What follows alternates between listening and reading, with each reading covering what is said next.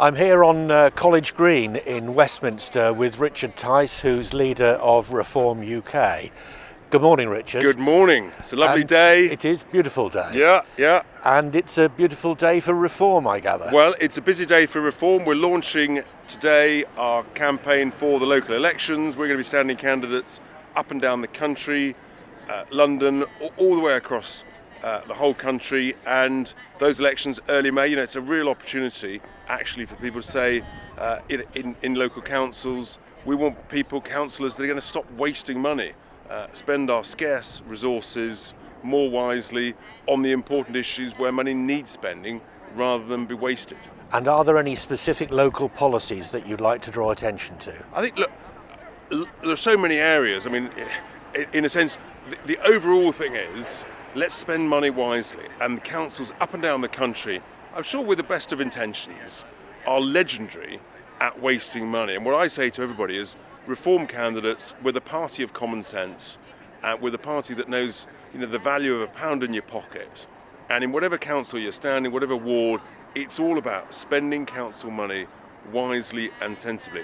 I mean, money's always scarce, but it's also sort of never been more scarce and more precious with the cost of living crisis, inflation things. So councils have really got to be, they need great councillors, Reform UK councillors, to spend that money sensibly in the things that different councils, where the different priorities are, where it's needed. Now, it's on a slightly different tack. The name of your party is Reform, which implies change. Now, I gather that there's another party called the Conservatives, which no, the implies... Con-Socialists. I've rebranded them Con-Socialists because they're the party of high tax, high regulation and low growth. Something's gone wrong when the head of the Labour Party, the leader of the Labour, Keir Starmer, blames the Tories for being the party of high tax, low growth. That's the world we're in. What I was going to say was that the Conservative Party, their name implies not change. So how are we going to get those people who voted for not change all these years to vote for change? Well, I think what people voted for when in the last general election was to get Brexit sorted, to get it done, and albeit with many flaws within the arrangements that need sorting out, actually we have left the EU and we're now an independent sovereign nation that can make our own decisions, good and bad. And we've seen some of the many beneficial things that have happened. For example, the earlier vaccine rollout, because we were able to use that independence. And even currently, with our response, we've actually taken our place at the world's top table in dealing with the Ukraine crisis, with Putin, and I think that's one of the benefits of Brexit. If we'd still been in the EU, then we would have been responded quite differently. I think the EU initially was quite slow. So there's all sorts of benefits of Brexit. Of course, there are many things the government's got wrong on that, but we've got that independence, and we can now cut important things like taxes on energy prices from 5% to 0. That's what we should be doing. So I gather you do that as part of Brexit. I gather you've got some proposals to change the energy mix in the UK. Yeah, so we're saying, look, we've got to be self-reliant on energy.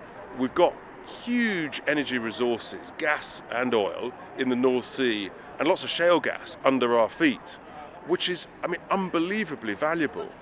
The shale gas under our feet, its value, give or take, is to the value of all our national debt. And yet this government, the Conservatives, chose not to use it. When they took power, we were a net energy exporter. We're now a massive importer, totally unnecessary. So all these high energy prices that up and down the country people are being forced to pay is totally due to flawed, negligent energy policy by this government. Imagine having some treasure under the floorboards of your house to the value of your mortgage, and you decided to leave it there rather than find a nice clean screwdriver to lift up the floorboard sensibly and safely, take out the treasure and repay your mortgage. Why wouldn't you do that? Why wouldn't you explore the latest ways to extract shale gas, new technologies? We should be a world leader in that.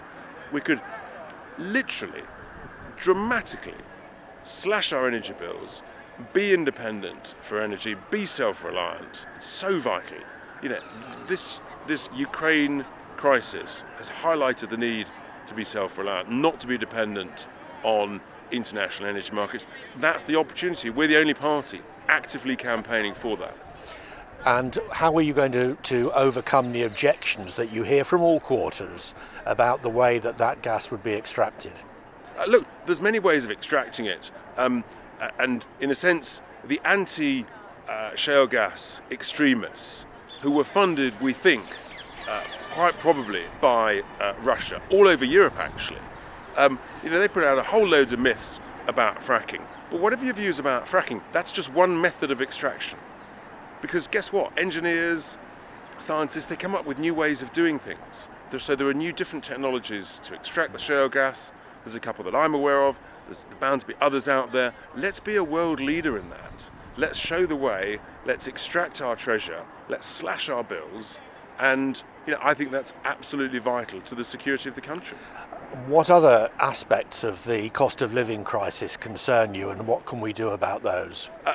Everybody's concerned about the cost of living crisis, the huge energy bills, but also food prices are going up rapidly. Many people are not aware that collectively Russia and Ukraine are responsible for about 25% of exports of wheat and grain across the world. So, there is going to be a shortage of grain. That's going to impact on food prices. So, inflation going up. The answer to it, candidly, is back to one of our key economic policies, which is you've got to cut taxes and cut them hard so that people have got more money in their pockets, and that will be really, really valuable in terms of being able to pay the bills. But also, if you cut taxes for the lowest paid and for small businesses, you'll get higher growth, much higher growth. And it's growth, of course, that stimulates jobs and investment and higher wages, and over the medium term, higher revenues. And actually, the thing is, we can afford to do this. Our national debt is only 2/3 of what it was between the two world wars. We're in a crisis. We're essentially, we've come out of COVID, we're in an emergency, and that requires bold, proper measures to come out of this crisis. You can't tax your way out of a crisis. The Tories tried that in 2010 after the financial crisis, and it led to pretty modest growth, and they're now trying to do it again. It's completely wrong. You've got to cut taxes hard for the lowest paid, small businesses. That'll stimulate growth, and it'll help people to pay for the inflationary prices of energy and food, for example. You've talked about self-sufficiency in gas and oil and in fuel. What about self-sufficiency in food? Well, certainly. Again, one of the opportunities of Brexit is that we can have a more sensible arrangement with our farmers. The government's made some progress. And look, about 40 years ago, I think we produced about 80% of what we consume. That number now, I think we're producing less than 60% of what we consume. So yes, we need to be essentially helping farmers in the right areas, slightly more on a more targeted basis. Some of the big arable barons, they don't need the sort of subsidies that they got in the past. But actually, some of the smaller farmers, the specialist farmers, the livestock farmers, they need more targeted support. So some of what the government's doing is right. It needs more work. It needs tweaking. But again, that's part of the opportunity of Brexit. And again, there's new technologies in farming. For example, vertical farming is really important so that we increase our production.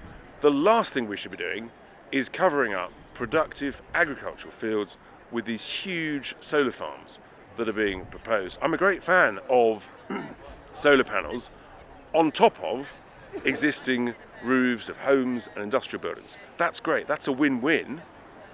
That saves money for consumers. We shouldn't be using up land that is otherwise producing food for solar panels. Okay, Richard Tice, thank you very much. Great pleasure. Perfect.